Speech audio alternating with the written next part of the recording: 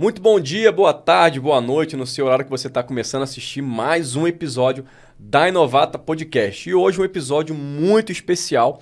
Nós tivemos recentemente um episódio com o Renato Miguel, que é um dos sócios da Inovata, e hoje nós estamos com o nosso amigo e querido Eduardo Linhares. Fala, Dudu. Aqui para os mais íntimos é o Dudu. Eduardo Linhares, como é que tá, meu amigo? Como é que tá, Felipe? Tudo bem? Graças a Deus. E você, como é que tá a correria? Muito trabalho? Maravilha. 2024, né? Tá sendo um ano No muito... 12. No 12, muito serviço. E de grandes aprendizados também, né? Cada serviço é um... Cada serviço é um aprendizado que a gente leva, né? E é a mesma coisa de dar aula. Você aprende muito mais do que os alunos só de preparar a aula. E quando você dá aula ainda, né, você tem essa troca de experiência muito rica e a consultoria ela é muito parecida com isso. É mesmo, cara. Ali no dia a dia você aprende muito com os caras também, né? Aprende demais. E a gente tem que ter a possibilidade de adaptar com o cliente, né? Às vezes o conhecimento, vamos falar de supermercado, a prática, a boa prática, ela é uma só, mas a forma como eles vão aplicar muda muito e a gente tem que saber E acaba que de um cliente para o outro, entender a né? cultura de cada empresa, né? Então, De um cliente para o outro muda muito, né? muito, Então 2024 está sendo uma faculdade, né? com certeza. Aprendendo bastante. Eduardo, para a gente iniciar esse bate-papo nosso, eu queria que você se apresentasse para a galera. Quem é Eduardo? De onde que o Eduardo veio? Se é brasileiro, se não é? Como é que... Quem é o Eduardo? O pessoal já te conhecia aí. Bom, vamos lá, história bem breve, né? Eu sou goiano, né? Nascido em Goiânia. E desde cedo a gente viajava muito, porque meu pai, ele sempre tem uma carreira acadêmica, né? Pesquisador, professor universitário, e ele sempre fazia especializações. Então, quando eu era criança, morei no Rio de Janeiro por 3 anos. Ó, minha terra. Então, morei ali em Campo Grande, na região Campo Grande. E desde lá, Então, às vezes eu perdi um pouco do sotaque goiano por essa experiência. Depois a gente volta para Goiânia, fica um tempo, né? E depois a gente teve outras experiências, né? Foi morar fora. Legal. Né? Meu pai foi fazer uma pós-doutorado, então a gente foi para os Estados Unidos, a gente ficou 1 ano lá. E tive uma oportunidade muito rica, né, de aprender ali uma cultura nova, uma língua nova. E voltando, eu sempre soube que a minha área era exatas, né? Então sempre tive essa facilidade, essa atratividade pela área de exatas. E eu segui ali a carreira de engenharia, né? Fui morar fora de novo, fui para São Paulo, interior de São Paulo, onde eu fiz um curso de engenharia física. Era um curso muito novo, né? Um curso muito promissor, porque era o 3º ano de um curso novo que só existia na Federal de São Carlos, né? Mas eu não tive dúvida nenhuma, né? Que vindo a grade curricular ali do que o curso propunha na época, era algo muito diferente e voltado muito para a inovação, né? E fora a experiência também de morar sozinho pela primeira vez, né? Aí é o desafio, meu É irmão. um desafio grande. Então a sua formação é qual, Eduardo? Engenharia física. Engenharia...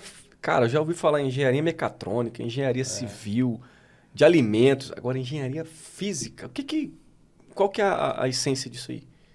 A engenharia física ela é uma engenharia que estuda a ciência da natureza. A gente pode falar assim. Então, a ciência da natureza, o estudo da ciência da natureza é a física. Então, você estuda ali a forma como, né, a matéria se interage, na estrutura desde o nível de molécula até a estrutura planetária, né? A física engloba tudo isso, aí. da quântica até o universo. E a engenharia vem para pegar esse conhecimento e transformar ela em soluções para problemas. Então, no curso lá, a gente vê que o primeiro engenheiro físico da história foi Leonardo da Vinci. Então, ele era matemático, ele era físico, filósofo e ele era engenheiro também.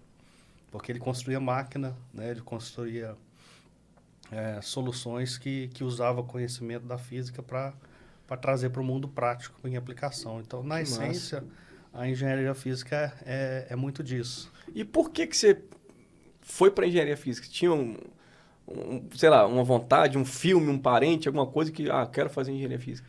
Na física, para mim, no colegial, tive bons professores e é uma área que eu mais gostava, física e matemática. E quando veio esse curso, eu não esperava ele, não conhecia também, né? Fui conhecer ele já no finalzinho do terceiro ano do colegial. E até lá eu sempre quis seguir para a área de engenharia elétrica, que eu tive a oportunidade de fazer também, eu tive a escolha, né? Eu pude escolher entre elétrica e a engenharia física. Eu fui mais pela atratividade, né? Coisa diferente, né? Algo diferente, algo promissor, né? Algo voltado ali para essa área de inovação. E que lá dentro a gente poderia, isso foi sempre desde o começo, que lá dentro a gente poderia direcionar o curso, né? Na área que você gosta mais. Então, a metade da turma que se formou naquele ano, a metade foi para a área acadêmica. Né? Foi fazer mestrado, doutorado, virar pesquisador, professor, seguiu a carreira acadêmica e estão bem até hoje. A outra metade, né, que eu estou nesse pacote, foi para o mercado de trabalho. Então, durante o curso eu peguei muitas disciplinas na área de produção, engenharia de produção, que é um outro tema que sempre me encantou bastante. Demais, a área de qualidade, né, gestão de qualidade, cultura japonesa aplicada aos processos produtivos. Então, eu direcionei meu curso mais para essa área e assim que eu me formei, né, eu tive a oportunidade de voltar para Goiânia e trabalhar num ramo totalmente novo, que a gente deve comentar aí mais para frente. Já. Mas vem cá, a gente estava conversando esse tempo atrás, você novinho foi morar nos Estados Unidos. Essa experiência marcou muito, né? Acho que marcaria a vida de qualquer um. Imagina um menino, né, de 13 para 14 anos, 13 anos, foi em julho de 97, eu tinha 13 anos. E lá o ano letivo começa em agosto, né? Então, é diferente do nosso aqui, que começa em janeiro. Então, eu comecei a 7ª série lá, em uma universidade pública, porque o ensino lá é todo público, até a universidade, né? A universidade em diante é particular. Então, eu entrei lá na 7ª série, fiz um ano, completei a 7ª série lá, na Junior High School da cidade de Auburn. E quando eu cheguei lá, né, para primeiro impacto, né, choque de cultura, tinha lá, né, realmente existem lá os ônibus amarelos. Rapaz, eu tenho um sonho de ver um ônibus desse, cara. Existe mesmo. O motorista, nunca vou esquecer, ele chamava Mr. Jones, um morenão forte, alto, voz grossa, assim, eles passavam todo dia para pegar a gente. E a partir do momento que a gente entra no ônibus, não tinha nenhum contato mais com a minha cultura, né? O português era tudo inglês, a partir daquele momento era tudo inglês. Cara, que desafio, meu E a aula é integral, né? O serviço, a educação lá é integral. Saía, se eu não me engano, 3h30 da tarde. Então eu entrava lá, almoçava lá e trocava de sala, né? Então você tinha que saber se comunicar, porque você vai para aula de matemática, é uma sala, que a sala é do professor lá. Algumas escolas aqui ainda até adotam isso, né? É muito mais difícil, né? Mas é interessante, porque o professor... é dono da sala. Ele é dono da sala e ele caracteriza a sala para o ensino que ele vai fazer, né? Então sai da aula de matemática, tem que ir para aula de espanhol, né? Tinha todas as disciplinas, história, língua inglesa e educação física. Muita educação física, né? E realmente lá a estrutura de quase todos os colégios, pelo menos os que eu conheci. Gigantesco. Não, espetacular. Né? E qual foi, Eduardo, assim, eu tenho muita vontade de morar fora. Hoje eu não vou, porque os meus filhos já têm ali, o mais velho meu tem 8 anos, e eu falo, cara, vai ser um impacto muito, muito... Beleza, pode ser um impacto positivo, mas talvez muito difícil para eles. E qual foi o principal desafio que você teve aí quando teve essa mudança? Acho que foi realmente a parte da comunicação, né? Eu sempre fui tímido, né? Até hoje eu sou. Nunca fui de ser extrovertido, falar demais. Mas quando você chega lá e as pessoas falam com você em outra língua... Cara, você fica bugamente, pô. Aí fecha a boca. Então, nos primeiros 3 meses, eu não abri a boca no colégio. Caramba, Não abri a cara. boca porque os professores, assim, todos não sofri bullying nem nada. O pessoal... Respeito. todo mundo um ambiente bem respeitoso. Mas depois de 3 meses, eu já entendia tudo. 3 meses? 3 meses já entendia tudo. Menino novo, absorve muito rápido. E era praticamente um intensivo, né? Eu chegava 24 das horas. 7 às 3h30 da tarde, 4 horas, até onde chegar em casa, eu estava falando inglês ainda. Então, 3 meses já entendia tudo. Com 6 meses eu estava comunicando com 100% em inglês. E bem? Não, e bem. E mais do que isso, eu já estava raciocinando em inglês. Meu sonho já era inglês, entendeu? Então, em 6 meses eu já estava... Não vou falar que eu era fluente, mas se eu ficasse mais tempo lá, com certeza... Rapidinho. Eu teria o inglês fluente, mas essa curva de aprendizado, quando você tem essa oportunidade de fazer essa imersão, ampla, né, cara? muito boa. E sem falar na cultura, né? Sem falar na Muda cultura. muito? Muda demais. Interessante lá, Felipe, é que a diferença dos níveis de ensino, né? Apesar de ter essa estrutura e tudo mais, quando eu cheguei lá e vi o conteúdo da 7ª série, que eu já tinha feito meio período de 7ª série aqui no Brasil, né? E quando eu vejo o conteúdo lá, pelo menos nas áreas que eu gostava, que era matemática, muito diferente o nível. Cara, mais avançado? Diferente. Não, pelo contrário, né? A nossa matemática aqui no Brasil, naquela época, não posso falar por hoje, mas era muito mais avançada do que lá. É mesmo? As coisas que eu estudei na 7ª série aqui, a gente só via lá na high school. Entendeu? Então, mas qual que é a diferença? É matemática básica para todos, né? Lá é um pouco mais atrasada do que aqui, mas lá também tinha uma possibilidade que aqui não tem, ou pelo menos não tinha na época, que era você fazer eletivas dentro da escola. Então, se eu tivesse seguido para high school, né, que eu entraria, seria o 9º ano hoje, eu poderia ter pegado matemática avançada, que aí sim, realmente, se eu estudar cálculo, eu poderia ter estudado cálculo na high school. E cálculo no Brasil a gente só vê na faculdade, a gente não vê em escola. E aí você pode escolher algumas matérias específicas para estudar na high school. Pode, aí é isso que é legal, né? Isso que eu achei interessante lá. Até na junior high onde eu estava, a gente tinha alguns eletivos ali que a gente podia brincar. Então, eu fiz espanhol para ter uma proximidade, pelo menos parecida com português. Na área de esporte, eu poderia ter escolhido diversos esportes, né? Arco e flecha, futebol americano. Cara. Isso dentro da escola, cara? Dentro da escola. Eu fiz o soccer lá, né? Porque era mais próximo. É mais próximo da cultura também. Mas acho legal foi essa parte da cultura também, sabe? Não só da parte do inglês, mas para você entender como é que o americano tem acesso, né, a conhecimento muito mais cedo do que a gente. Caramba, cara, que legal. E o Eduardo, como que é? Você deve ter, embora já tenha um bom tempo, você chegou muito novo lá, mas os brasileiros, eles são bem recebidos, cara? Eles são bem aceitos? Principalmente na escola e tal?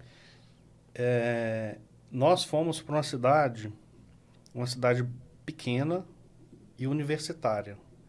A cidade chamava Auburn, ela é 200 quilômetros de Atlanta, mas era uma cidade pequenininha. Como se fosse aqui, vamos pegar aqui em Goiás, seria muito menor que Anápolis, né? Então, caramba, então é uma cidade pequena. Lá devia ter, na época, uns 20 mil habitantes, não mais do que isso. Mas é uma cidade universitária. Ah, tá. E lá, a parte de engenharia lá era muito forte. Tinha uma base, tinha um centro de estudos da NASA lá. Então, tinha muita gente de fora. Então, como a cidade era basicamente só estudantes, e vinha muita gente de fora, de outros países, então, para eles, era normal esse pessoal vim de fora com cultura diferente. Então, eu não tive nenhum tipo de problema com relação a isso. Né? Para mim, nessa Fluiu cidade, bem. foi uma experiência muito boa. Legal, legal. Eduardo, casado, solteiro? Hoje eu sou casado, casado com a Camila, muito bem casado. Temos 2 filhas, Oh, cara. Qual a idade delas? uma de 12 e outra de 10. Vão fazer agora. E a Alice e a Amanda. E é uma experiência muito boa com eles. Goiânia também? Com elas.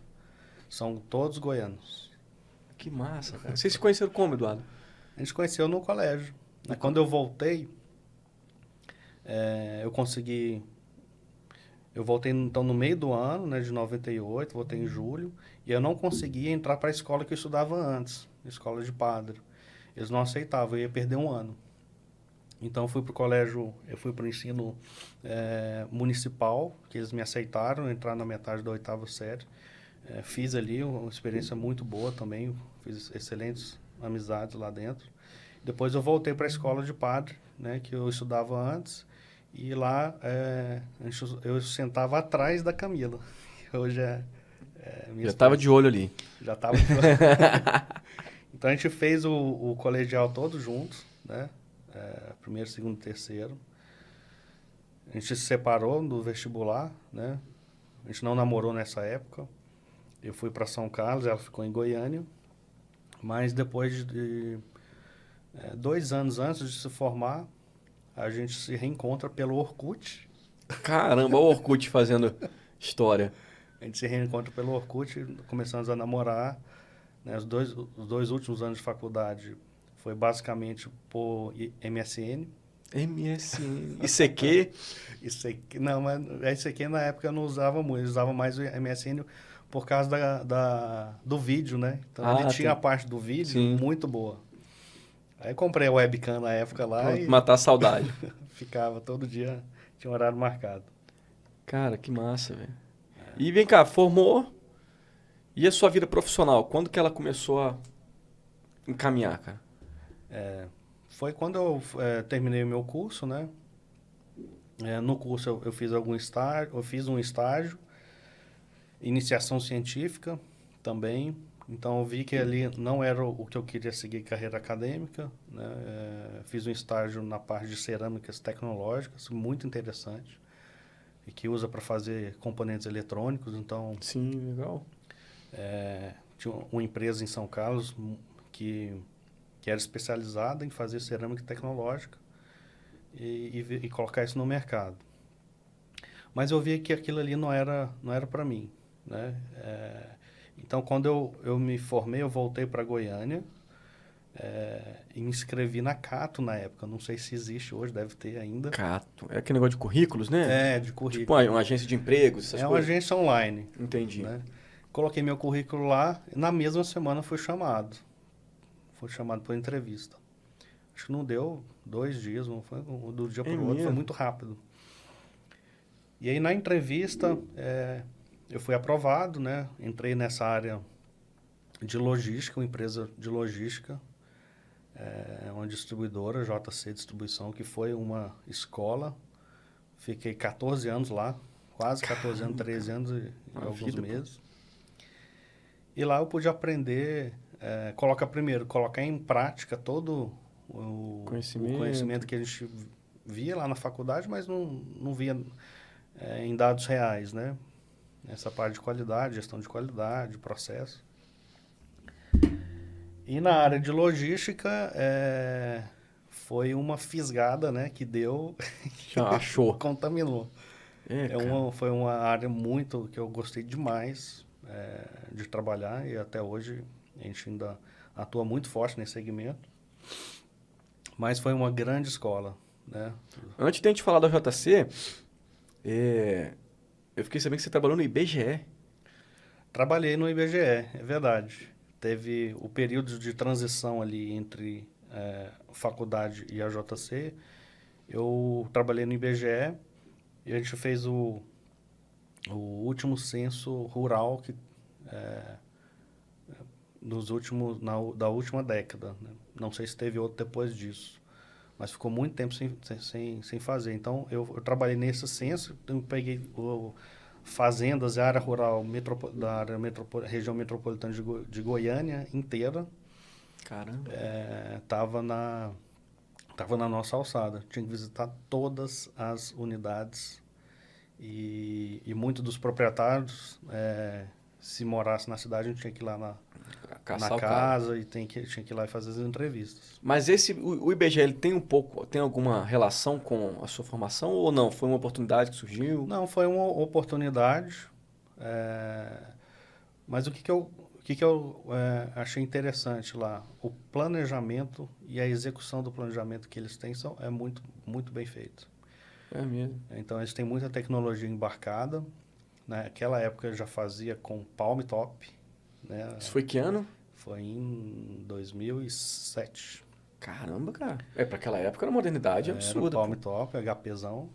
E o planejamento dos mapas, pude aprender muito com leitura e a leitura e as dinâmicas dos mapas. Né? E naquela época não tinha Waze, então a gente tinha que aprender a ler os mapas, né, para poder chegar na propriedade. nas propriedades que você não tinha estrada. E era no papelzão E o guia 4 rodas, né, que todo mundo tinha ali na... Nossa, cara. Igual as amarelas, né? As folhas amarelas que chamava, como é que era? Negócio de telefone? Listas amarelas. Então lá, naquela época era o guia 4 rodas e a parte rural não estava lá. Então o que o IBGE fazia? Eles tinham os equipamentos, eles mapeavam todas as estradas. Então, além da gente ir na propriedade fazer o censo, a gente já, se não a rota não tiver, aquela estrada não tivesse traçada, a gente traçava. Você tem que traçar também. Porque na próxima ficava na base de conhecimento deles. Que massa. Eduardo, mas falando um pouquinho agora mais sobre a JC, como é que foi a sua entrada na JC lá, cara? Eu sei que você, Renato, tem uma história, uma história de vida ali dentro da JC. A JC, ela, primeiro, ela contratou 2 engenheiros, né? Eu e um colega que hoje está no grupo, saiu e voltou, hoje está no grupo. Um grande abraço aí pro Thiago. Inclusive, ele tem um podcast nosso com ele. Sim. E por que o Zé Costa nos contratou? Né? Naquela época, a parte ele vinha num crescimento muito forte, que até hoje eles mantêm um crescimento acima do ramo que eles atuam. Né? E como esse crescimento é muito rápido, ele sempre dependeu de consultoria para poder estruturar os processos dele. Então, e isso a gente vê hoje como consultor, é muito claro para mim hoje. Toda empresa que cresce muito rápido tem que ajustar os processos, né? Senão perde qualidade de serviço, não consegue entregar aquilo que você vendeu e tudo mais. E aí o Zé Costa, na entrevista, ele falou para mim, né, que me marcou. Os consultores são muito bons quando eles estão na minha empresa, mas quando eles saem, a maior parte das consultorias se perde. Porque muitas das vezes eles treinam ou passam conhecimento para o funcionário e tocam o projeto, né? Dá resultado, é bom. Só que eu fico dependente deles, isso eu não quero. Eu quero que o conhecimento fique na minha empresa e por isso que eu estou te contratando. Então, o seu papel era absorver conhecimento dos consultores. 2, né? Um dos papéis. Até que eu tive pouco contato no início com os consultores. Foi muito rápido mesmo. Meu papel era mais mapear os processos. Então, nos primeiros meses, nos primeiros anos ali, era mapear todo o processo. E eu comecei na área de logística, né? Então, comecei lá dentro do depósito mesmo. E identificar as oportunidades e começar a propor melhoria junto com o time. Né? Então, isso dá muito resultado. Só de você mapear, né? O que você está fazendo, por que você está fazendo, quanto tempo você está gastando. Técnica simples, mas que dá trabalho de fazer. Sim. E dá muito resultado, porque fica claro, na hora que você está com um processo mapeado, o gargalo salta do papel ali, né? Ele falou, sou eu que estou atrapalhando. Eu estou atrapalhando. E você já tinha experiência nessa área quando você chegou lá? Não. Caiu de paraquedas? De paraquedas. Mas eu acho que essa foi uma atitude muito sábia do Zé Costa, sabe? porque ele não queria alguém com vícios. Então, uma página em branco, né? Eu que vou desenhar. A gente vai montar e tomar as decisões juntos aqui. Eu trabalhava direto com ele. E foi muito bom. Deu muitos resultados rápidos, né, no início ali. E a partir daquele momento, aí eu entrei junto com o Renato, né? Eu entro na parte de logística, de processo em logística, e o Renato entra para a parte de trade e área comercial. A gente entrou com um mês de diferença, né? Ele entrou um mês antes, eu entrei um mês depois. E a gente se encontrou em muitos projetos. O Renato ficou lá por 8 anos e alguma coisa. Eu fiquei um pouco mais.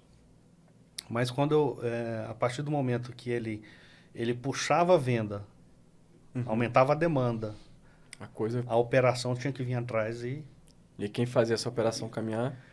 E eu estava lá na operação para assegurar que assim, tudo que eu pudesse fazer, né, junto com o time para melhorar processo, tecnologia, pessoas, a gente tinha que conseguir atender a demanda do comercial. Até porque esse mapeamento de processos aí aumentou a demanda, o processo acaba que sofre uma alteração, né? Sofre, imagina, você abre uma região nova, por exemplo, igual a Bahia. A Bahia tem uma população gigante, né? Então, um mercado potencial enorme. Abre uma praça dessa que a gente não atendia. Logística. E você já trabalha, lá já era 24 horas. Quando eu cheguei naquela época, em 2007, já trabalhava 24 horas, só parava domingo. Então, de segunda até sábado, Caramba. 24 horas. Aí você bota uma demanda de um estado desse para a operação fazer. Você já não tinha tempo ocioso. Tem que criar tudo do zero. Você tinha que montar os processos e fazer de forma mais eficiente. Porque a estrutura ela é igual, né? E você e Renato ali dentro chegaram a trabalhar muito junto? Trabalhamos.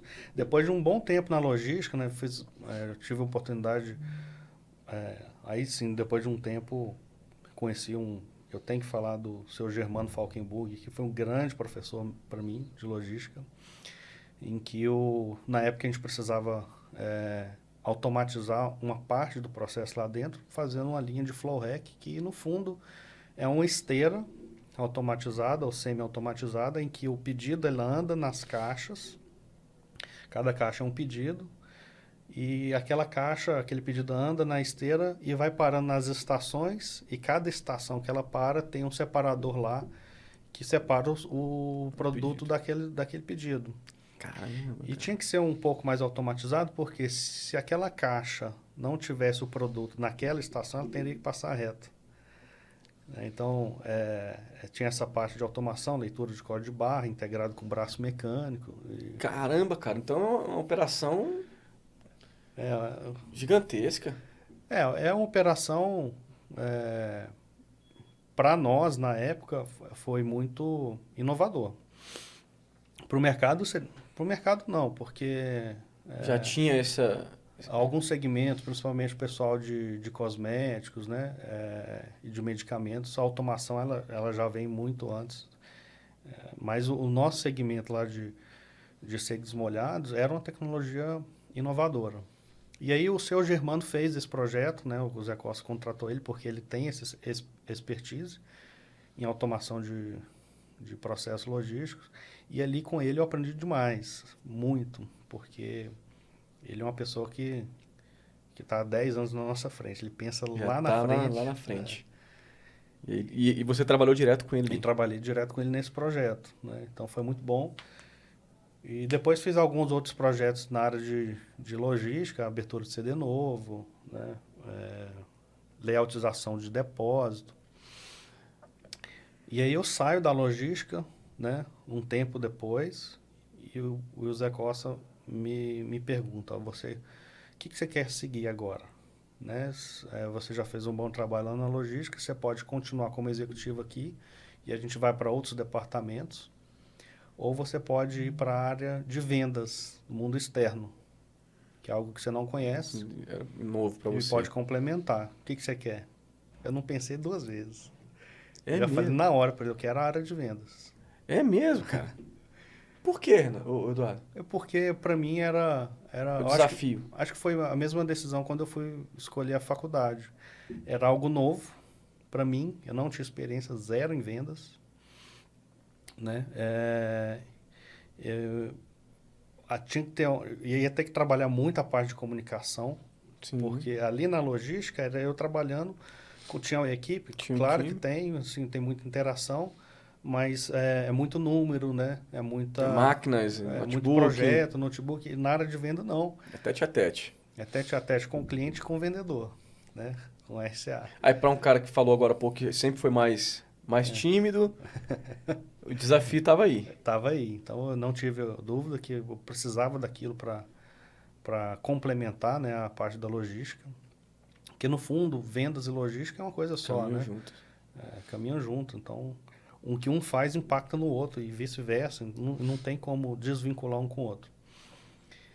E aí, nesse momento, eu trabalhei muito com o Renato, né? Fui trabalhar na equipe dele. Então, o Renato foi meu líder imediato ali durante alguns meses. E eu me reportava a ele e tudo que eu precisava, ele me direcionou. E é um ponto interessante que eu aprendi nesse momento foi que o papel do supervisor de vendas lá é só tirar as dificuldades do vendedor. Né? Não é sentar para negociar com o cliente. É claro que às vezes tem, né, Necessidade peso, específica. mas o que mudou o resultado daquela equipe, quando eu estive com eles, foi que eu passei a dar números para eles. Você chegou para essa parte comercial como supervisor. Como supervisor. A equipe tinha 14 RCAs e eu fui para uma região onde a JC nasceu, que foi a região de Séries ali, né? E aí, ali tinha vendedores desde do início da empresa. Então, você tinha vendedores ali com 20 anos de casa. Imagina um molecão chegar lá Pois e falar, é. agora eu sou supervisor. Nunca trabalhou na parte comercial, nunca sou seu supervisor. Nunca vendi nada, né? Não tem experiência nenhuma. Teve uma barreira, Eduardo? Muito poucas. Por quê? A necessidade que eles estavam tendo era muito, muito maior do que essa barreira. Objeção. Essa objeção. Porque eles estavam no escuro, então ninguém informava Precisavam de números para informações. ele. Era muito comum a gente ver ali o vendedor deixar de bater uma meta, ganhar de 100, 200 reais a mais, porque ele, cara, deixou de vender um produto para um ou dois clientes só. Então, se tivesse falado para ele na reta final, nos últimos Bora, dias... acelera, vamos Cara, bater só a meta. falta aí, vende só mais um aqui para um cliente, você já ganha a meta.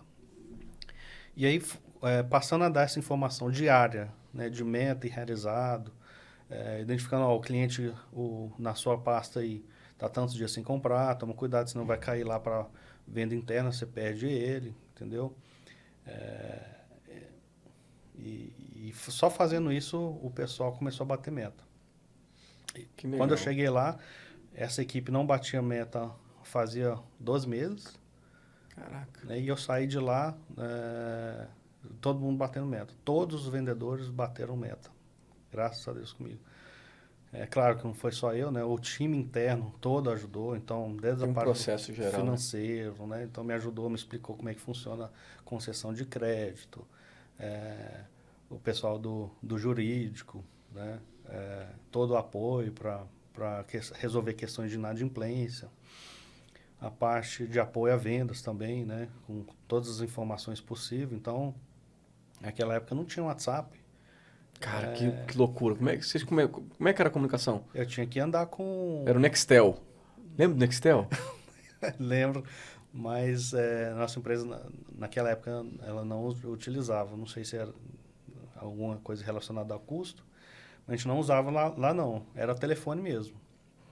Tinha vendedor e coordenador colega lá que tinha 4 aparelhos de celular. Caramba.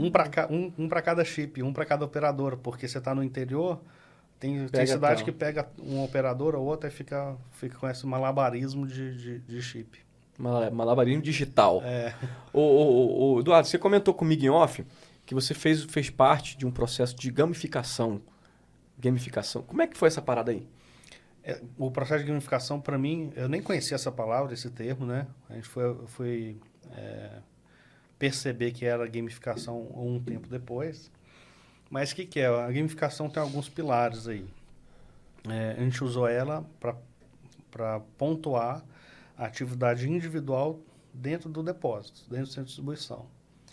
Então, no centro de distribuição, naquela época, a gente tinha 300 colaboradores, 300 pessoas produzindo. Então, você tinha a função lá de descarregar o caminhão, conferir o caminhão, a pessoa depois opera a empilhadeira para poder colocar aquele produto lá, armazenar na estrutura porta-pallet. Depois você tinha que baixar aquele produto porque teve pedido, você tem que alimentar na área de separação, você tem o separador e diversas outras funções, né, auditor de estoque. Então, todo mundo ali produzia de forma diferente, dependendo da função. E a parte da gamificação, o que era? Mapear tudo. Tudo que é feito, todos os processos. Porque a gente já tinha passado por um projeto de implantação de WMS, que é um sistema... O que é um WMS? É um sistema que controla as movimentações dentro de um galpão. Então, toda movimentação de produto lá dentro é registrado no sistema. Gera uma OS, né, uma ordem de serviço, e que fica registrado quem levou o início da atividade, o fim da atividade. Cara, de um armário para outro... Tinha que falar. Tem que estar registrado. Na verdade, é o sistema que te fala o que você tem que movimentar. Né? Não é de acordo com o pedido, de acordo com... Exatamente, de acordo para respeitar a validade, para respeitar uma série de critérios para você ter eficiência no depósito. Então, um projeto de WMS, muito rico também, ele te dá produtividade no seu depósito, porque a gestão que você fazia antes no olho, na prancheta, papel e caneta, o sistema passa a fazer para você. E como a gente já tinha, então, passado por esse projeto, todas as movimentações estavam registradas dentro do sistema. Então, por que não utilizar aquilo para medir, né, o que cada um fazia? A gente até fazia isso de forma manual. Né? O separador vai lá, uma lista de separação, separa, escreve o código dele no papel, depois alguém vai lá e imputa em uma planilha, e no final do mês a gente sabe quem separou mais, quem separou menos. Mas foi um processo... A gente começou dessa forma. Depois do WMS, a gente tinha mais informações já automatizadas. E a gente utilizou essas informações para criar uma pontuação por tipo de atividade. Tipo um joguinho. Tipo um joguinho. Só que por que pode ser chamada de gamificação? Porque a informação que ele fazia, ele tinha acesso rápido do que ele fez. Então, na mesma semana, ele sabia quanto que ele produzia. E uma pessoa, se eu terminar de produzir no meu setor, eu posso ir para o outro setor, fazer outra atividade. Que massa, cara. Então, eu sou o separador, mas nada impede de eu descarregar um caminhão. E tô ganhando por isso, pontos. E eu tô ganhando a pontuação por isso. Então, cara, isso dá um incentivo. Incentivo. Os caras ficam tudo doido para trabalhar, hein? Eu lembro claramente que tinha um setor lá, né, o setor do Florec, que a gente falou mais cedo. Tinha 17 pessoas dentro desse setor. E aí, depois que a gente implementou a produtividade individual, a própria rotatividade, que é um segmento que a rotatividade é um pouco alta, as pessoas começou a sair né? Saiu 2, saiu 3, e a equipe chama a gente e fala, ó, não repõe. Não repõe, porque a gente aqui, o que ficou, a gente consegue dar conta do serviço. E quem ficou, legal, e o bolo o tamanho do bolo é um só, né, da produtividade. Você coloca menos fatias, cada um leva um pedaço maior. Então a equipe pegou rápido e foi bem interessante que, de fato, sabe, para a produtividade, se você faz um estudo bem feito e coloca os pesos da pontuação certinha, você tem uma equipe 100% motivada. Automaticamente incentiva o time. Agora, se você calibrar errado a pontuação, você vai ter gente fazendo menos esforço e ganhando mais do que alguém que está suando mais a camisa. Sim, pô. Né, e está ganhando menos. Que massa. Ô, Eduardo, essa época de supervisão lá em séries, né, você também participou do processo que vocês deram o nome de Programa de Excelência em Vendas. Sim, O exatamente. que foi essa parada aí? Conta pra gente. Bom, como eu fui depois que eu voltei de séries, né, já tinha então na pegada uma experiência bacana de venda externa ali no Vale de São Patrício. Eu voltei e fiquei junto com o time do Renato ainda na parte para poder estruturar esse plano de excelência. Então minha cabeça sempre foi processo, né? Sim. Dos números, das E o exatas. Renato estava com toda a estratégia pronta na cabeça dele, né? De gestão, a parte de gestão ele já tinha pronta.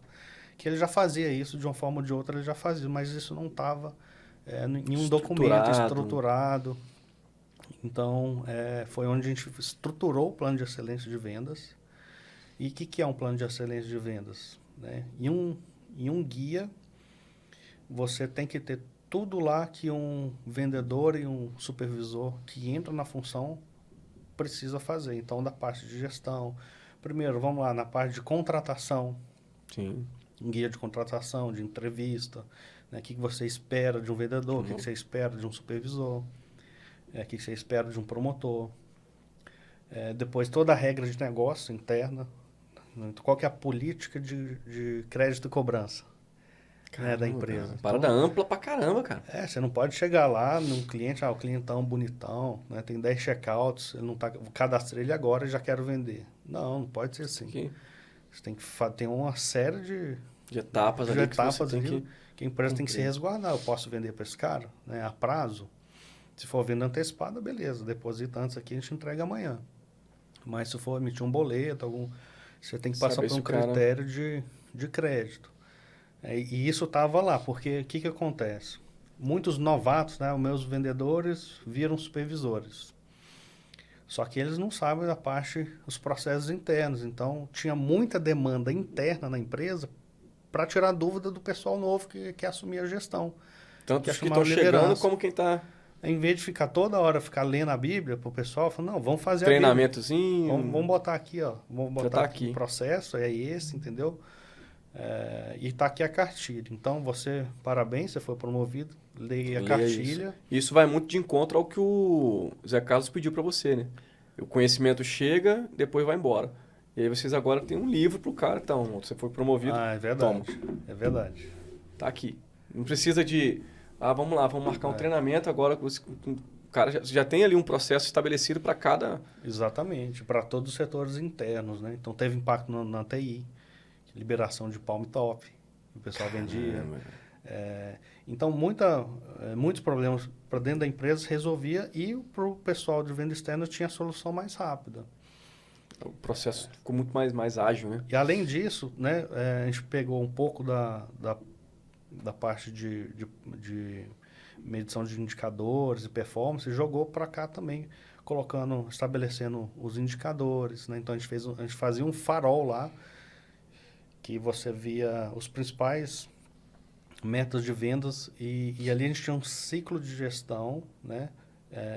Que aqueles indicadores, o time de supervisão tinha que prestar conta para a empresa e eles tinham que desdobrar para a equipe deles. Então, em momentos diferentes, tinha essa parte que a gente não abria mão. Tinha que ter a data e ela tinha que ser rotineira. Tinha que ter a disciplina de executar essas reuniões. Aí, o que a gente via? Né? Os indicadores normais, então, venda, positivação, cobertura, inadimplência, né? Os indicadores normais de venda, os desafios do mês. E tinha o planejamento também e casava com o planejamento do ano. Então, o Renato fazia o planejamento estratégico até dezembro, todos esses indicadores dobrados para a equipe, independente se mudar as pessoas, a meta da equipe está lá feita. E o programa de excelência de vendas vem para colocar metodologia na cobrança de resultados e a disciplina, né, de sentar todo dia, é dia de resultado, então é dia de resultado. Não é porque o cliente está me ligando e falando, deixa essa reunião para depois. Não. Hoje é para isso dia e de pronto. resultado, então vamos falar sobre os nossos números, quem não está batendo meta, qual que é o plano para a gente voltar a bater meta. Voltar para a trilha. Então, para mim, foi um MBA em vendas ali, na prática. E começou de tudo, né? Desde campo, foi séries, depois veio para a parte da logística, desse programa de excelência em vendas. Então, foi um aprendizado... Foi um aprendizado muito bom. E depois eu acabei voltando para a logística, que também tinha mais oportunidades lá, porque é sempre assim, né? Você cria a demanda, Sim. e aí você gera alguns gargalos para trás. Então, você tem que ir lá, arrumar os gargalos, resolver o problema, tá entregando, tá no nível de serviço ali legal, né? Não tô atrasando com o meu cliente, tudo mais, o custo tá ok. As vendas quer crescer de novo. Aí muda tudo. Dobrar a cada tantos anos. Então, aí volta de novo. Então, sempre tem que estar... Tem que estar alternando. Por isso que é um processo de melhoria contínua, né? Não é uma receita de bolo, né, Eduardo? Não tem uma receita de bolo. Deu tudo certo, agora vamos seguir pro resto da vida assim. Toda hora tem que estar... Até quando muda a equipe, né? Mudou a equipe, às vezes... Alguma coisinha... E é um dos assuntos assim, que eu mais gosto, Felipe, de falar, de estudar, na verdade, como que a cultura oriental é diferente da nossa nesse sentido, né? Então, a cultura da melhoria contínua, de sempre estar olhando qual que é o gargalo agora, que o gargalo ele se movimenta, né? Se você vai lá, não, o meu vendedor está aqui no processo de falta, eu resolvo a falta, agora o gargalo caminhou, vai para o processo de separação. Vou lá, resolvo o problema da separação, ele volta lá, agora estou com problema no recebimento, estou com problema na manutenção. Só vai mudando de lugar. Ou seja, você está ali só para ficar resolvendo. A melhoria contínua acaba que ela vira uma cultura. É uma mudança de cultura. É que senão você fica muito acomodado, né? Resolvi aqui. Pronto. Vou fazer assim nos próximos 10 anos. Não dá. Aí ele pulou para ali. E às vezes você quer resolver um problema que está num setor igual você resolveu de um outro setor. E às vezes são mecanismos completamente diferentes que você tem que adotar para aquilo ali. Exatamente. Né? Teve um momento que nós fomos, isso vale a pena falar também, que nós implementamos um processo de 5S dentro do depósito. Né? O depósito estava muito tumultuado, então a gente acabou abrindo mão de organização, de limpeza, porque a demanda de venda estava muito forte. Mas chega um momento e fala, não está certo, vamos voltar, dar uns passos antes para trás para poder organizar e ficar um estoque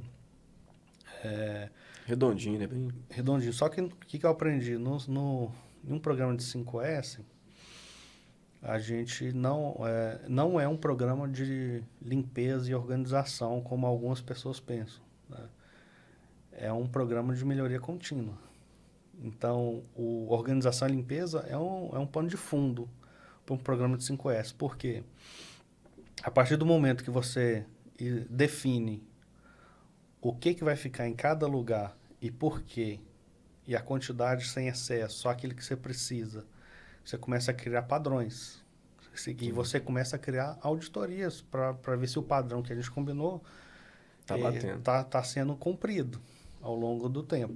Porque não adianta a gente vir aqui arrumar essa sala, tá limpa, tá cheirosa, tá perfeita. Amanhã... Cara, daqui um mês... A equipe diferente chega, enfim. Então, você tem que estar sempre medindo.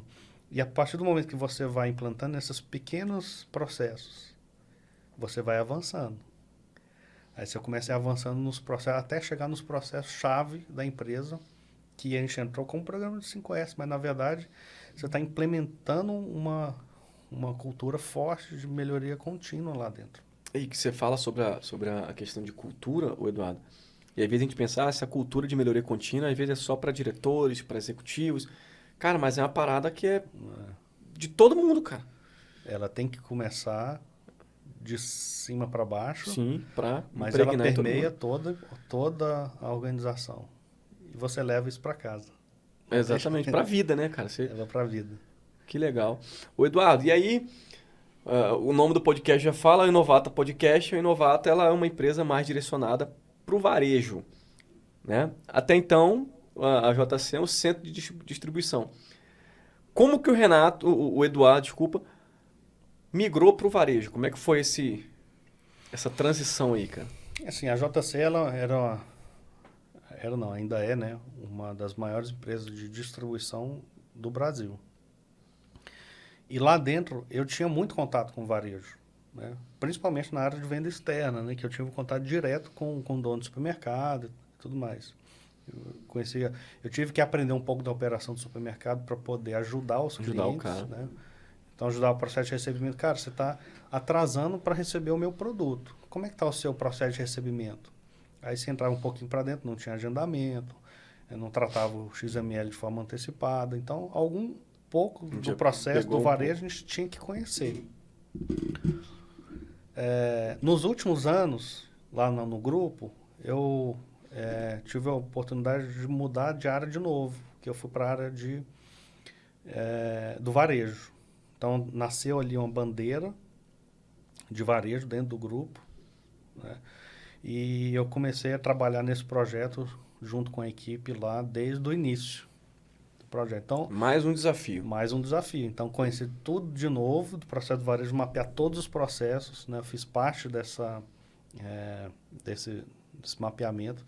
Então, definir desde o processo, né, que o produto entra no supermercado, né, no recebimento, Até processo de estocagem, processo de abastecimento das gôndolas, processo de transformação interna e processo de saída na operação de caixa. Além disso, tinha previsão de perdas, né? Então, para mim foi uma escola muito boa. Na época, o Zé também contratou um consultor, que é o Fabrício, também temos um podcast com ele aqui. Sim. Então, aprendi muito com o Fabrício na área de varejo, um grande profissional. E a gente mapeou todos os processos lá. Então, eu tive essa bagagem. E no finalzinho eu já estava na parte de controladoria, que foi foi a rapa do tacho ali no grupo, onde eu tive a oportunidade também de trabalhar dentro da área de controladoria, processo de auditoria, auditava todas as áreas dentro da empresa. E ali eu percebi que a controladoria, né, operacional, aquela que eu trabalhava, ela era um guardião de despesa, guardião Sim. de margem, ou seja, está sempre de olho no lucro.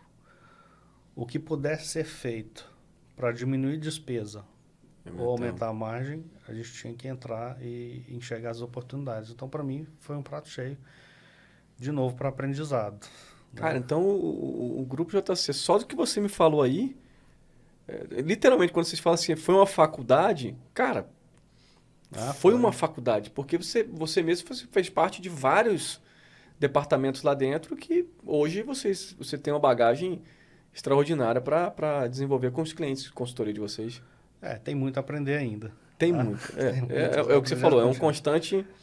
Mas foi, sem dúvida, para mim foi excelente e foi fundamental.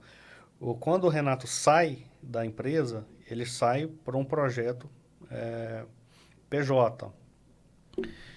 E a gente já tinha trabalhado em vários projetos, não só nesse de vendas, mas junto também na logística, em algumas reestruturações que nós fizemos. Antes de sair, ele me fala, né? Ó, do dia que você sair aqui, a gente monta uma empresa de consultoria. Ele comentou isso comigo. Acho que ele falou brincando ali, sem grandes pretensões, né? Ele falou, vai nada. E aí, falei, legal, né? Já tinha trabalhado com ele um tempo, a gente se dava muito, muito bem na questão de, às vezes, só do Renato olhar, eu já entendo, não precisa falar nada, eu já sei o que você quer, tá aqui, vamos fazer dessa forma, apresentava uma sugestão e ele tocava. Então, a gente sempre tivemos essa energia muito, muito legal. E ele falou isso brincando, né? Eu estava lá no meio do depósito, ele foi lá se despedir. Falei, não, legal, tudo bem. E ficou, né? Ficou esse negócio. Isso foi quando? Isso foi no ano que ele saiu, por volta de 2014, por aí. Caramba, bacana. E aí o tempo passou, a gente ficou muito tempo sem comunicação. E eu já tinha planejado a minha saída da JC. E eu me preparei um tempo para poder sair, né? Me preparei uns 2, 3 anos antes. E aí quando eu já tinha feito a negociação, né? De conversar, já estava certa a saída. Isso era em novembro ou dezembro Minha última missão era em Marabá, passar o bastão lá na questão de gestão de inventário de estoque. E eu estava lá em Marabá. O Renato me liga. Eu estou na consultoria aqui, ele já tinha montado uma consultoria. E eu estou precisando estruturar a minha documentação, né? Estou começando a pegar alguns clientes e estou meio desorganizado na questão de documentação. Eu queria que você me ajudasse. Eu falei, não, Renato, eu tô saindo aqui do JC, mês que vem é meu último mês. Tranquilo. Falei, não, já que você está saindo... Lembra que eu falei para você aquela vez? Vamos sentar e conversar, né? A gente almoçou e estamos até hoje juntos aí na consultoria. E às vezes fica até parecendo que ele me tirou de lá, mas não foi isso, né? Assim, Foi coincidência. Foi uma coincidência, foi muito interessante a coincidência, porque foi exatamente no mês. E eu não sabia para onde que eu ia depois que eu saísse. Tinha ali algumas possibilidades, alguns contatos, mas eu estava decidido e aconteceu isso de... E tem uma parada, uma curiosidade para quem tá assistindo a gente em casa. É logística, aí depois foi para vendas, controladoria. E se você não sabe, Eduardo também fez gastronomia. Cara, que onda foi essa, Eduardo? Conta pra gente aí. Isso foi em 2011 para 2012. 2011 para 2013. Foram 2 anos de curso. Em Goiânia, eu fui um dos primeiros a fabricar cerveja artesanal. Isso foi em 2009. 2008 para 2009. Então, eu comprei os equipamentos, comecei a fazer cerveja em casa, né? Estudei, li alguns livros. Naquela época só tinha material em inglês. Não tinha nada disponível em português. Aí, comprei alguns livros, estudei todo o processo, vi alguns vídeos, falava, eu consigo fazer esse negócio. Eu vou testar. Vou virar cervejeiro. E deu muito certo, né? Eu fiz junto com meu pai, a gente montou equipamento, fazia na casa dele. E a gente conseguiu chegar num resultado, cara, porque para nós, fantástico, espetacular, porque cerveja artesanal nunca foi algo muito barato e na época a gente não tinha muito disponível em Goiânia também. Mas a gente tinha a nossa referência. Nós tínhamos a nossa referência do estilo da cerveja que a gente gostava e um padrão da marca ali que a gente gostava. Falou, não, vamos fazer desse estilo. A gente sempre gostou do estilo Indian Pale Ale, que é a famosa IPA, né? E aí, cara, na hora que saiu a primeira leva, nossa senhora, ficou maravilhoso. Ficou melhor do que... E ali a gente fez várias levas, vários estilos, né? A gente brincou bastante, sempre como hobby, nada... Ah, não foi uma parada assim pra... Comercial, não. Foi só pra diversão mesmo. Uma diversão bem legal. Que massa, cara. E aí eu montei, numa das viagens, né? Eu fui com a Camila para Buenos Aires, e lá em Buenos Aires eu vi o primeiro brew pub que eu vi, né? Que é eu lembro até hoje, é um local pequeno, um restaurante pequeno, é uma pizzaria, e do lado ele tinha a produção de cerveja com toda aquela estrutura inox maravilhosa, né? Então foi, à vista. Então você comia e bebia, via a pizza sendo feita, o processo de produção da cerveja, servia tudo ali. Falei, cara, esse negócio é muito diferente, essa experiência. Inovador, né? Diferente. E aí eu voltei com aquilo na cabeça, falando, cara, vou criar um plano de negócio desse negócio. Esse tá bom.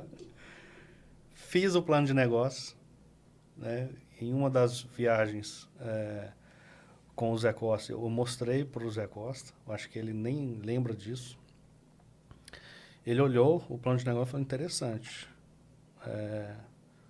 Eu estou vendo aqui que você conhece muito de cerveja, mas você não conhece nada de gastronomia. Porque o menu que você fez aqui, olha a visão do empresário, né? Uhum. Ele olhou o menu. Cerveja, ok. Cerveja, perfeito. Mas o tipo de proteína que você está escolhendo vai te dar trabalho na cozinha. porque você está colocando muita proteína diferente e não está sendo aproveitado em vários pratos. Caramba. Então, você acha que você precisa conhecer um pouco de gastronomia. Aí o Eduardo foi fazer uma faculdade de E gastronomia? aí eu fui fazer gastronomia. Caramba, cara. Sempre gostei muito de cozinhar, sabe, Felipe? Então, final de semana, eu cozinhava mais. Hoje nem tanto, mas sempre gostei muito de fazer pratos diferentes e tudo mais. E a gastronomia, cara, hoje eu falo assim, que deveria ser um curso obrigatório para todos. Porque ali a gente não aprende só processo de restaurante. É muito além disso, né? Você conhece a história da gastronomia, diferentes culturas, né? Como que ela foi evoluindo até chegar onde a gente tem hoje. Então, você senta num restaurante, você olha ali um produto, né? Filé ao molho madeira, por exemplo. Cara, filé ao molho madeira, para ele ser feito da forma como tem que ser feito, é uma semana de preparo. É mesmo? É uma semana de preparo. E hoje tem muitas formas de burlar isso aí ou encurtar esse caminho, né? Então, você sabe se está sendo enganado ou não em um restaurante. Além disso, você tem diversas técnicas que aprende lá, né? Que você leva isso para a vida.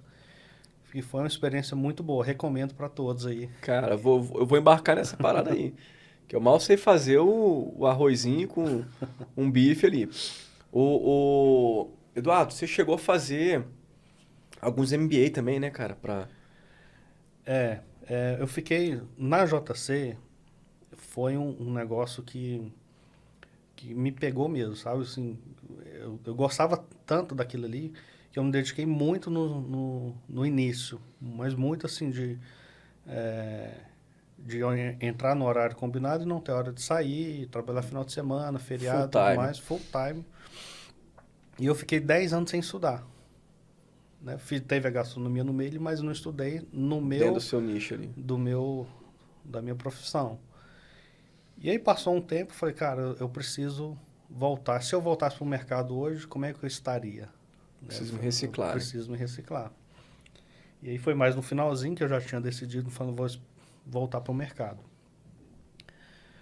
Aí eu comecei a fazer, e uma coisa vai puxando a outra, você vê o tanto que é interessante. Eu comecei a dar aula primeiro, comecei a dar aula em logística no Senai. Depois ali eu tive a oportunidade de entrar no mestrado, então eu entrei no mestrado porque eu queria me especializar a fundo ali no conhecimento que tinha de melhor na época dentro da minha área.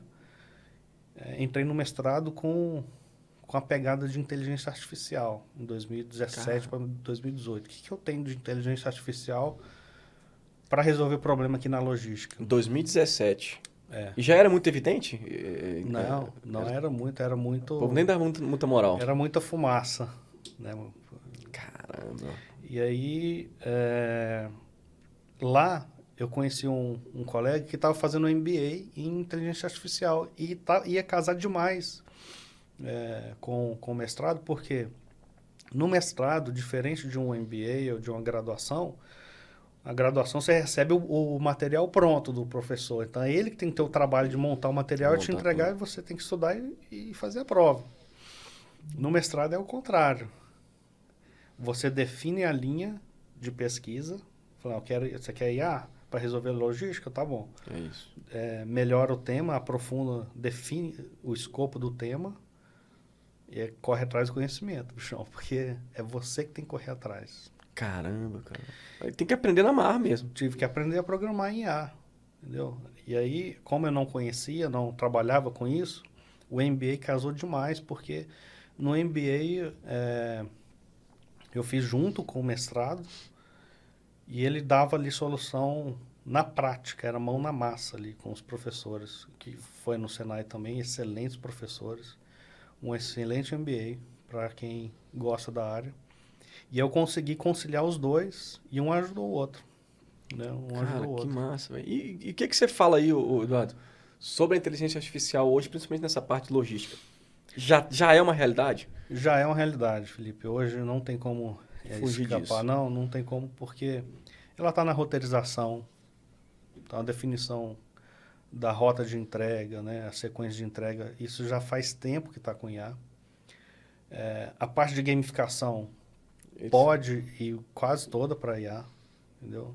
Então, e diversas outras alocações, estudo de alocação, estudo de alocação com IA, quando eu entrei em 2017, já era um problema resolvido há muito tempo na academia. Tanto é que a gente não podia nem colocar isso como pauta de uma tese de mestrado, porque não era inovação mais. Já estava. Já estava resolvido, esse já era um caso resolvido. Só que a gente não via isso até hoje, a gente vê pouca solução na prática desse tipo de problema com essa abordagem. Então, o que eu percebi no mestrado, né? No ambiente acadêmico, ele está pelo menos 10 anos na frente das soluções, das realidades, das soluções comerciais, vamos falar assim. Então, aquilo que eu estudei lá em 2017, 2018, agora está começando a sair e muito pouco ainda. Previsão de demanda, né, usando alguns algoritmos de IA combinados para resolver solução de omnicanalidade. Para você ver, assim, na época eu falava grego, né? Sim. Qual que é a sua tese? A IA para usar demanda no Omnichannel. Para mim hoje ainda é grego, mas vamos lá. Mas hoje não, hoje é uma realidade. Hoje é um tema que tem muita solução. Então e vai nascer muita solução ainda, né? Que barato, cara. Entrando no assunto principal do nosso bate-papo, é Inovata Consultoria. A Inovata. Como que surgiu essa parada aí? É como um cliente nosso fala, Fernando da Nova Prevenier, a senhora Inovata. A senhora Inovata. Vou adotar isso então. Como é que surgiu então a senhora Inovata, a dona Inovata? Quando o Renato me convidou para fazer parte da consultoria dele, eu entrei como um parceiro. Parceiro PJ e participava ali por projeto, né? Passou um tempo, cresceu, né? A gente montou a Inovata. Na época a gente montou ela com 4 sócios. Dos 4 só tá eu e o Renato hoje. E aí nasceu naquela época a Inovata para poder tirar um pouco da cara que a gente precisava crescer, a gente precisava abrir o mercado. E a consultoria do Renato chamava RM, Renato Miguel, então era a consultoria dele. Sim. Então, a gente precisava estruturar uma empresa em que o processo, né, as melhores práticas, tanto da bagagem, as melhores práticas que eu vi dando certo na área de logística, que o Renato viu dando certo na experiência que ele teve. Se comunicassem ali. Se comunicasse e que quem contratasse a Inovata não estava contratando o Renato ou o Eduardo, estava contratando uma empresa que tem uma bagagem. Gera mais credibilidade. Gera mais credibilidade. E a gente sempre quis seguir por uma área de inovação também. Né? Então, a Inovata, tanto é pelo nome, Inovata, né? Vem muito de inovação. E a gente começou a desenvolver, desde o início, soluções digitais, aplicativo, soluções digitais que ajudassem o empresário ao longo do processo que ele passava ali numa consultoria. Então, a gente chega numa consultoria, né, num cliente com consultoria, e percebe que o empresário não tem um painel de indicadores. A gente entra com o dashboard através de um BI. Né? Ele não tem uma gestão de estoque confiável, não tem gestão de validade. A gente entra com um aplicativo para poder fazer isso. Ele tem problema de rotatividade muito alta no segmento, tanto no varejo quanto na distribuição. Então, a gente entra com cursos online. Sim, que aí já é o Inovata Academy, né? O Academy, ele é um curso que nós fizemos. Ele chama Evolve e ele é voltado para o time de liderança e do pequeno empresário. Então, você vai lá num supermercado de bairro, que está lá o dono operando, e ele começa a crescer e começa a sentir alguma falta ou necessidade de gestão. Então ele compra o nosso curso e assiste eu e o Renato dando aula, né? E para a parte de operações a gente fez diferente.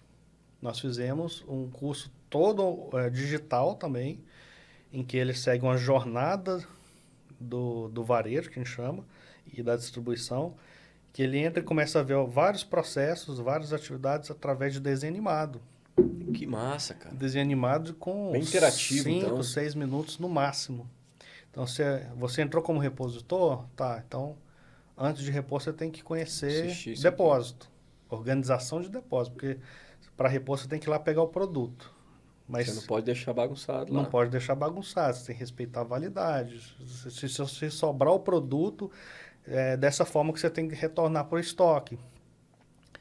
Então, ele assiste um videozinho, faz uma provinha, 3, 4, 5 perguntinhas, vai para o próximo vídeo, e assim ele percorre toda a jornada até ele receber a certificação funcional para poder trabalhar como repositor, como contador de estoque, como operador de caixa, como prevenção de perdas, como conferente. Tem várias funções lá dentro. Que legal. Isso dentro do Inovata Academy. Essa é a pegada de educação. Que legal. E qual que é o papel do Eduardo na consultoria? Vocês separam a consultoria? Ah, eu faço isso, você faz aquilo, ou é junto? Como é que funciona hoje lá? Geralmente, né, via de regra, o Renato assume a parte comercial, estratégica dentro do negócio, e eu fico mais com a parte de operação, logística quando houver, e a parte de controladoria. Então, geralmente fica com essa divisão.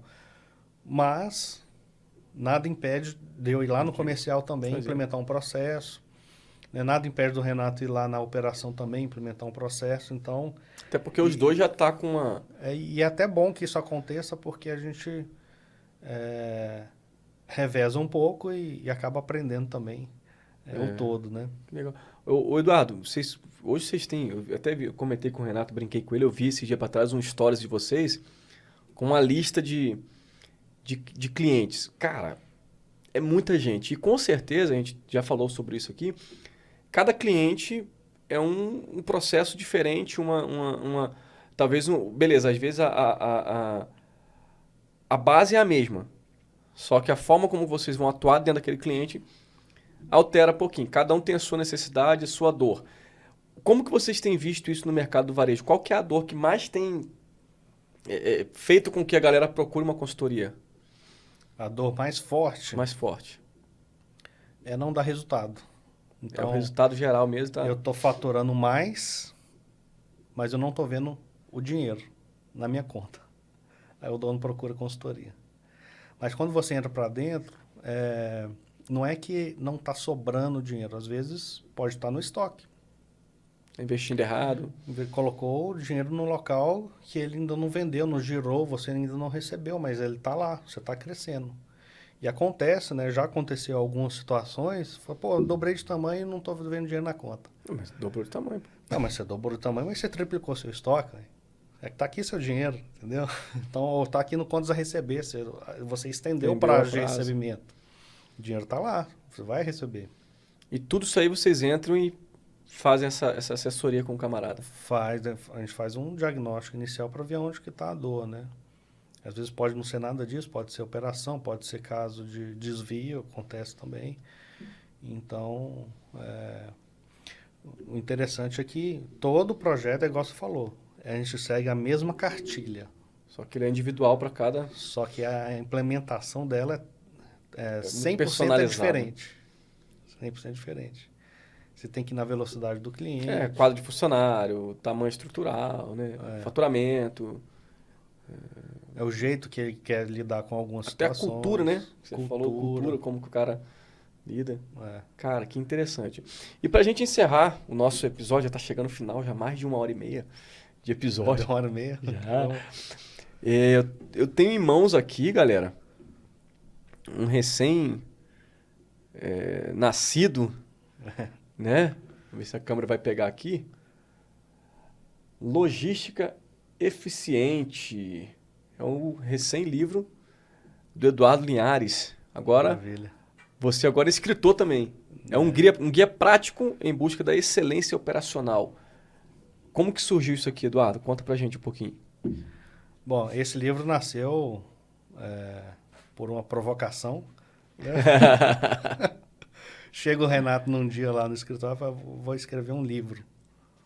E aí começa a ler, escrever o livro e tal, manda pra gente, né, avaliar, ver como é que tá. Fala, você podia escrever um livro também.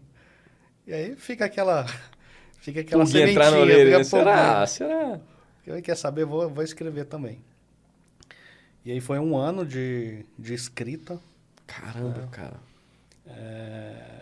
Ele não é um livro para você... não é um livro científico, ele é um guia, né? No fundo, eu quis fazer um passo a passo ali. Um guia de boas práticas. Né? No fundo, é isso. Então, tudo que eu vivi, nada do que está no livro aí, eu não fiz ou eu não vivi.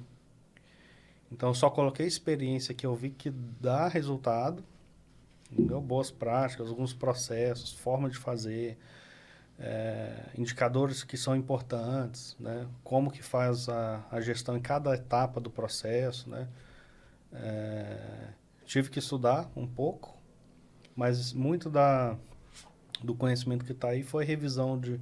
Eu peguei desde 2007. Tá. Ver a documentação que eu tenho de lá para cá, tudo que eu... Não, esse aqui deu certo, esse aqui não deu. Eu fui fazendo um catado, né? E compilei nesse livro tudo que aí. foi bom nesse... Quantos anos de experiência já? Já são... 2007? 2007, 2024, 17 anos, né? 17 anos. E da consultoria também tem muita coisa legal aí que eu fui aprender depois na consultoria, né? Conhecendo novas operações, conhecendo novas formas de fazer. Que massa, cara. É um livro que ele foi feito para o profissional que está entrando no mercado, na área de logística. Então, como entrei logo assim que formei, eu não conhecia nada de logística. Isso aqui não seria sabia o que era uma empilhadeira, um pallet, não conhecia esse termo. Então, esse livro ajuda para quem está entrando, ele ajuda para o empresário também, que está na operação ali e o negócio está crescendo, né? E ele ajuda para uma pessoa que ganhou uma promoção. Virei gerente de logística, virei um líder, né? Virei um encarregado. Como é que eu tenho que... quais são as boas práticas que eu tenho que seguir? Então, esse aí é um guia para esses três. E ficou bonito, hein, cara? O pessoal da editora, eles são muito competentes. Bem... Põe aí, Carlos. Coloridão, bem... Tem figura, né? Cara, bastante imagens, diagramas. Parabéns. É um pouquinho de matemática, eu não deixaria de colocar. Quem não é de exatas vai sofrer um pouquinho, Eduardo? Não, mas é muito pouquinho. Tranquilo, né? É bem tranquilo. Que legal, cara, que legal. Eduardo, estamos chegando ao fim do nosso episódio. Queria que você deixasse pro pessoal que está em casa aí uma saudação do Eduardo, um abraço, as suas considerações finais aí do nosso bate-papo para a turma. Legal.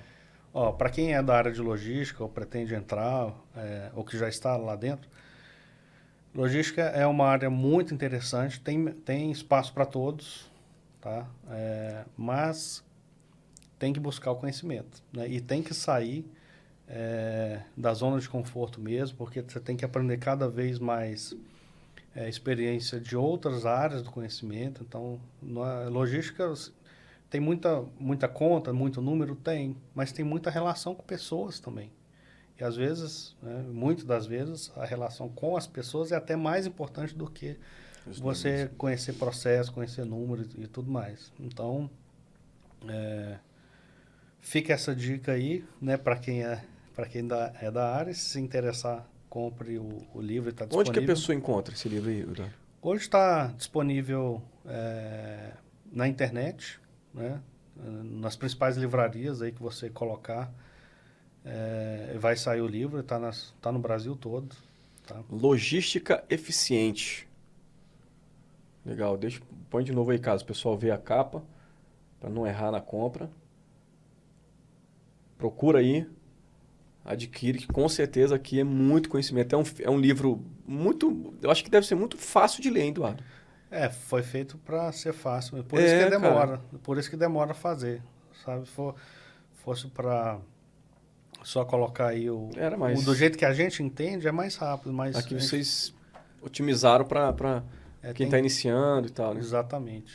Que legal, que legal. Bacana. Eduardo, um prazer bater esse papo contigo. Mais um desafio vencido. Falei pro Renato que entrevistar vocês dois é um desafio, tamanha bagagem que vocês têm, tamanho conhecimento que vocês têm. Então, extrair esse conteúdo de vocês não é fácil. Eu espero que eu tenha me saído bem nesses 2 últimos episódios. Né?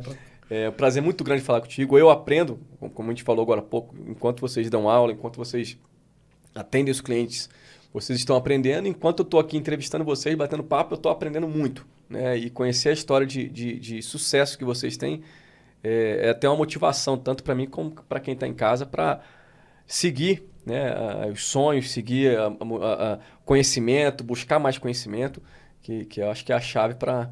Nunca é demais. Nunca é demais, né? E ninguém nunca vai te roubar isso, né? Não. Teve um cliente que vocês entrevistaram aqui, que foi o do Super Zé, que ele falou uma coisa que eu achei muito interessante. Ele falou, o conhecimento, cara, tudo que eu aprendi até hoje, eu posso... É a única coisa que você pode dar para os outros que você não vai perder. Se eu pegar meu celular, ele deu esse exemplo, se eu pegar meu celular e te der, você ganha, eu perco. Conhecimento não. E a ideia do podcast é isso, é transmitir esse conhecimento. Né? Eu falo mais, o ato de você dar o conhecimento, você não perde, mas você aprende. Aprende. Porque você entregar um conhecimento que o outro lado absorva, você tem que fazer de uma forma que ele vai entender. Que ele vai entender. Então, você tem que conhecer ele também. E reciclar esse conhecimento. E reciclar o conhecimento. Então, toda vez que você distribui, ele aumenta um pouco para os dois. Para os dois lados, é excelente. E a ideia da Inovato Podcast é exatamente isso. Compartilhar conhecimentos na área do varejo. Cara, já vem muita gente fantástica aqui, muitas histórias bacanas, muito conhecimento exposto nessa mesa. E eu quero te fazer um grande convite. Se inscreva no nosso canal, você não pode perder os próximos episódios, tem muita coisa para acontecer, tem muitos vídeos já lançados, dá uma andada no nosso canal no YouTube, tem muito conteúdo legal ali que você com certeza vai adquirir muito conhecimento, tá? Então se inscreva no canal, curta esse vídeo, encaminha para aquele amigo seu que quer conhecer a história do Eduardo, tá? E não fique de fora, não perca os próximos episódios. Foi um prazer falar com você e até o próximo episódio. Eduardo, obrigado, meu amigo. Obrigado. Espero da galera. Valeu. Até o próximo episódio. Valeu, pessoal. Até.